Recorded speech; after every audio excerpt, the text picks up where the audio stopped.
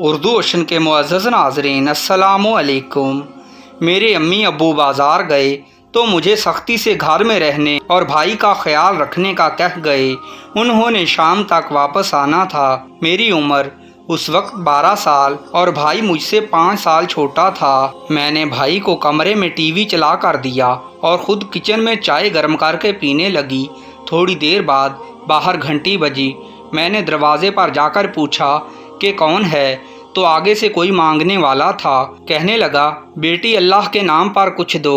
میں نے کہا، بابا معاف کرو، گھر میں کوئی نہیں ہے، بس یہ میری غلطی تھی جو میں نے اس کو بتا ڈالا کہ گھر میں کوئی نہیں ہے۔ اس نے دوبارہ کہا، بیٹی چلو کوئی روٹی دے دو، میں رات سے بھوکا ہوں۔ روٹی تو کچن میں موجود تھی، سو میں نے دروازہ کھول کر اس کو گھر میں بلا کر صحن میں بٹھا دیا اور کچن میں روٹی نکالنے چلی گئی۔ 2 روٹی اور پلیٹ میں سالن ڈال کر میں باہر آئی تو وہ فقیر صحن میں نہیں تھا، شاید وہ چلا گیا تھا۔ میں نے دروازہ بند کیا اور کھانا واپس کچن میں رکھ کر بھائی کے پاس چلی گئی تو وہ ٹی وی دیکھتے دیکھتے سو گیا تھا۔ میں نے ٹی وی بند کیا اور دوسرے کمرے میں جا کر لیٹ گئی اور سونے کی کوشش کرنے لگی۔ تھوڑی ہی دیر میں مجھے نیند آ گئی۔ ابھی میں کچی نیند میں تھی کہ کسی نے میرے منہ پر ہاتھ رکھ دیا اور مجھے اچھی طرح دبوچ لیا۔ میں نے آنکھیں کھول کر دیکھا تو خوف کے مارے میرا سانس رکنے لگا۔ جو فقیر کھانا مانگنے آیا تھا اور کھائے بغیر ہی چلا گیا تھا، اس نے مجھے قابو کیا ہوا تھا۔ میں تو سمجھی تھی کہ وہ چلا گیا ہے، لیکن وہ گیا نہیں تھا بلکہ کہیں گھر میں چھپ گیا تھا۔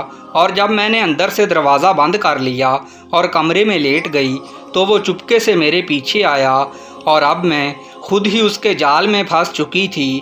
میں اب تڑپ رہی تھی، مچل رہی تھی، لیکن اس کی گرفت کے آگے بے بس تھی۔ اب ماں کی نصیحت مجھے یاد آ رہی تھی کہ گھر میں رہنا اور دروازہ نہ کھولنا اور بھائی کا خیال رکھنا۔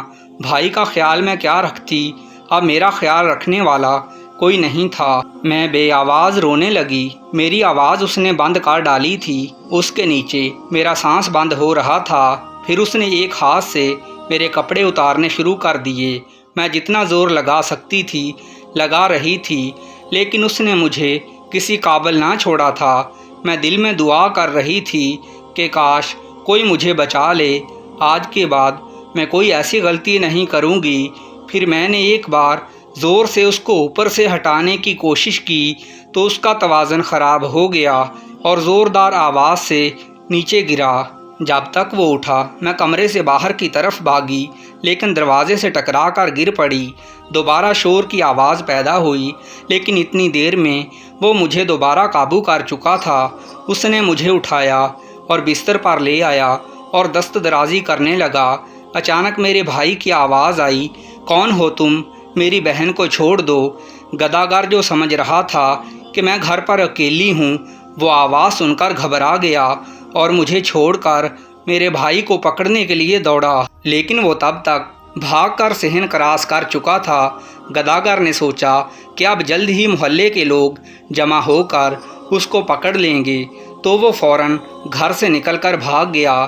جب تک میرا بھائی محلے کے لوگوں کو لے کر آیا، وہ پتہ نہیں کہاں پہنچ چکا تھا۔ اس دن میں بہت بڑے سانحے سے بچ گئی تھی۔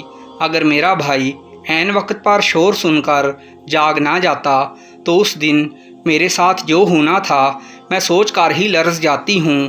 مجھے سبق ملا کہ کبھی اکیلے بچوں کو گھر میں چھوڑ کر نہ جائیں اور نہ بچے کسی اجنبی کے لیے دروازہ کھولیں۔ اور آپ سے گزارش ہے ہمارے چینل کو سبسکرائب کر دیجئے۔ شکریہ۔